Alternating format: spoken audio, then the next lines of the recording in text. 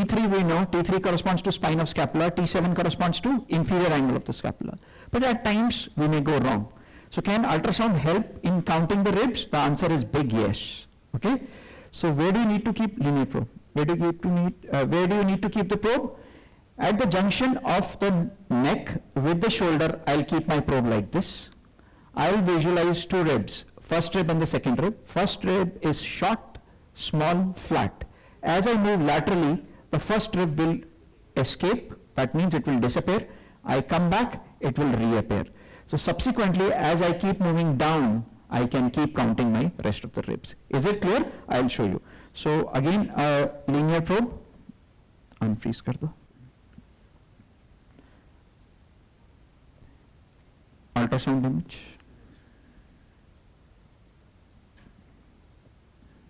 So left hand of the screen, my dear friends, is cranial. Can you see one bony hump? Can you appreciate? It could be first rib, this could be second rib. But in order for me to say with confidence, this is first rib, I'll move laterally, I move laterally, I move laterally, it disappears. So this confirms that this is my first rib. I go back, first rib, second rib. Can you appreciate the second rib coming into picture? I keep moving caudally, my dear friends. Third rib, Dr. Manish is pointing out, fourth rib, fifth rib, sixth rib. This is how so far we can keep counting our ribs. Is this concept clear? कोई confusion तो नहीं है? Anteriorly भी अभी बताता हूँ कैसे count करना. अभी Dr. Hetal ने बोला we have to give EI block at 6th. I'll show you how to count that. Let's finish our discussion on thoracic paravertebral. Jelly, please. So thoracic paravertebral, erector spiny and ITP blocks can be done in sitting, lateral decubitus prone position with linear as well as curvilinear probe. In this body habitus, linear is good. I can do in paramedian sagittal longitudinal orientation or in transverse orientation. So first look at paramedian sagittal. The left hand of the screen, my dear friends, is cranial. So can you see for yourself two muscles? Okay. And the rib, as I keep going medially, the erector spiny is getting thicker and thicker, and the rib will transition from round to a square shaped. I'm almost अभी depth बढ़ा के रखो एक बढ़ जाएगा वहाँ पर. Can you see two humps? The upper one is the rib, the underneath one is the transverse process. Can you see the square shaped? So I have reached the transverse process. As I have reached the transverse process, if I deposit here, it becomes erector spiny. If I have to give paravertebral, what I need to do is 5-degree outward tilt of my probe. Okay. As I tilt 5-degree outward, my dear friends, I would see the superior costotransverse ligament. Can you appreciate? Now it is much better seen. Can you appreciate or not? Shimri pleura seen. On top of that, oblique white line is seen. आप freeze कर दीजिए. Okay. Can you see the musculature? Can you see the costotransverse junction? Can you see this white line? This represents the superior costotransverse ligament. My needle will come from the caudal side and pierce this ligament. I deposit the drug here. And when I deposit the drug here, the pleura will move downwards. So anterior displacement of the pleura is the telltale sign that my paravertebral block is going to work. Is this concept clear to everyone or not? Because paravertebral is nothing but a wedge-shaped space between the pleura and the superior costotransverse ligament. The concept is clear. And if I deposit at this surface, what does it become? Erector spiny. If I deposit my drug in this muscle group, intertransverse connective tissue complex, anywhere, it will become the intertransverse process blocks. There are 4 variants. One of the variants is MTP, then still costotransverse foramen, Mike block. I am not trying to confuse. The conglomeration of these 4 blocks is termed as intertransverse process block given between the intertransverse ligament.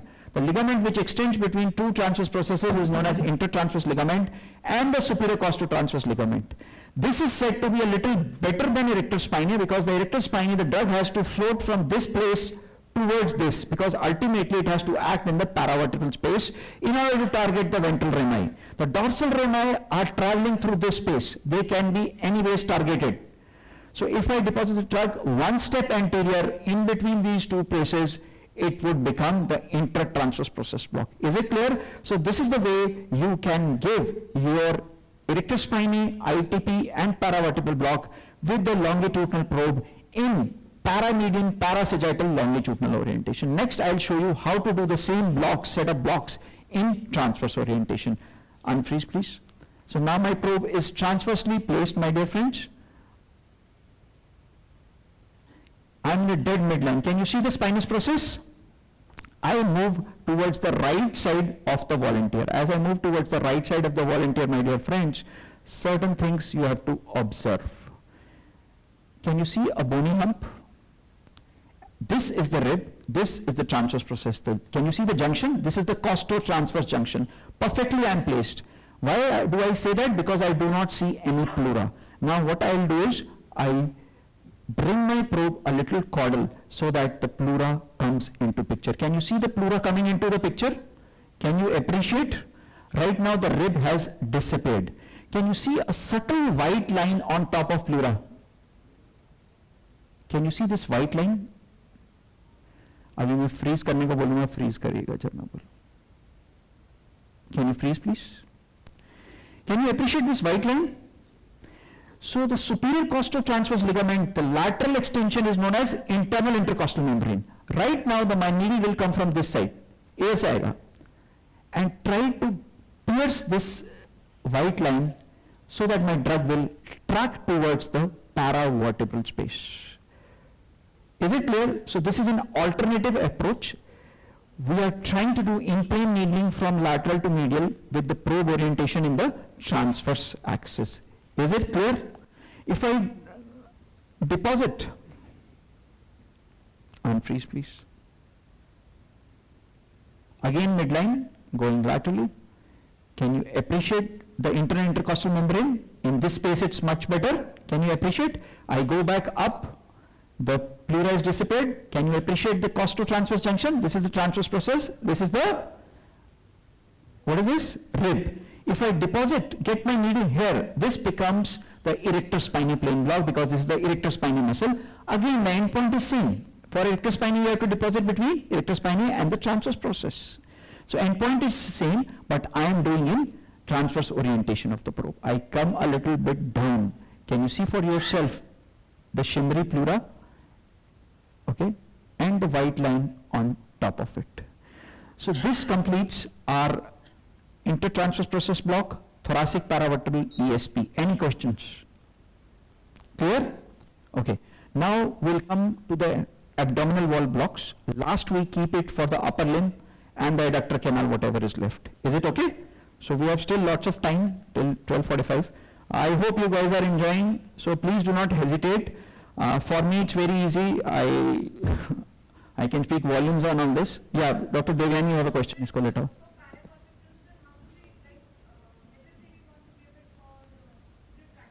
Okay. $1 million question. I give you an example. If your fractures are between 6th, 7th, 8th, and 9th, 6th, 7th, 8th, 9th, choose the middle level. Because the drug has the habit of going a little cranial, little caudal. This is the principle we use for placing our epidurals also. If I have to block from T6 to T10, so T7-8 or T8-9, I would choose for placing the epidural. This concept is known as incisional congruent placement of your epidural catheters / peripheral nerve blocks. Is this concept clear? Does that answer your question?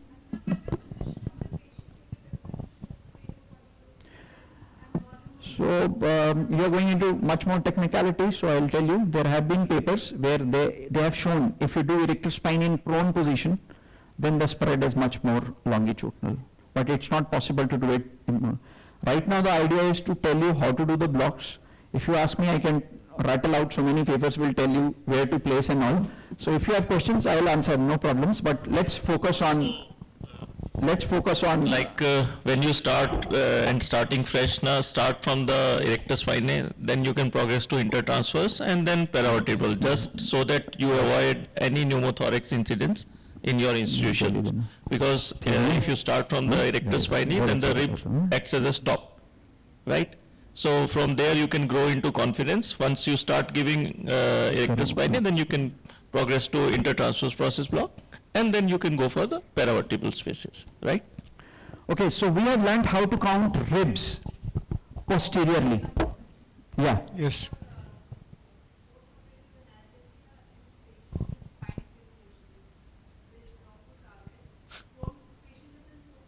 Okay.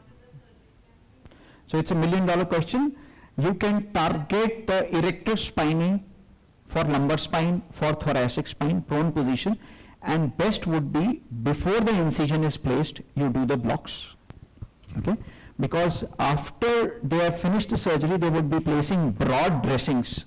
So it might come in your way, or you can do it in their sterile way just by keeping gauze pieces and not asking them to place the dynaplast or micropore, and then you can do it. But the best would be do pre-incisional for spine surgeries, because the planes are much more preserved. If you do it after the surgery, the planes would be distorted. It's not that you cannot do it, because they do not go towards the transverse process. Their area of fixation is pedicles. Pedicles are much more medial. But you might see some swelling there, or some air might be trapped there. Does that answer your question? Yeah, okay. So we have shared with you, I'll take your question, just 1 minute, let me complete this. So we have shared with you how to count the ribs posteriorly, okay? So in order to do a precise counting anteriorly, does ultrasound help? The answer is big yes. I am using the linear probe. The probe placement is midway between the sternoclavicular joint and the mid-clavicular joint, mid-clavicular line. Is it okay? So the left hand of the screen, my dear friends, is cranial. So can you see a bony hump? What is that? Clavicle. The next bony hump underneath, what is that? The first rib. Is it clear or not clear? हाँ या ना तो बोल दो मेरे दोस्तों. I know we need a cup of coffee, but still. So as I keep going down, the next rib would be second, the next rib would be third. So at times I may mistake counting. Okay, so what I can do is I can place the end node line or the central line, so that I do not make, this is third, this is fourth, this is fifth, so I do not make a mistake. So we can use the M mode line or the central line function, central line function, which is present in sonocyte machines. Is it clear? Okay. So now coming on to rectus sheath, let me tell you, so the mistake what we do is we tend to cross the posterior rectus sheath also. Okay. Let me show you. Can you see these two lines? These two lines should always be preserved. This is known as tram track appearance. The idea is to inject between rectus abdominis and the posterior rectus sheath,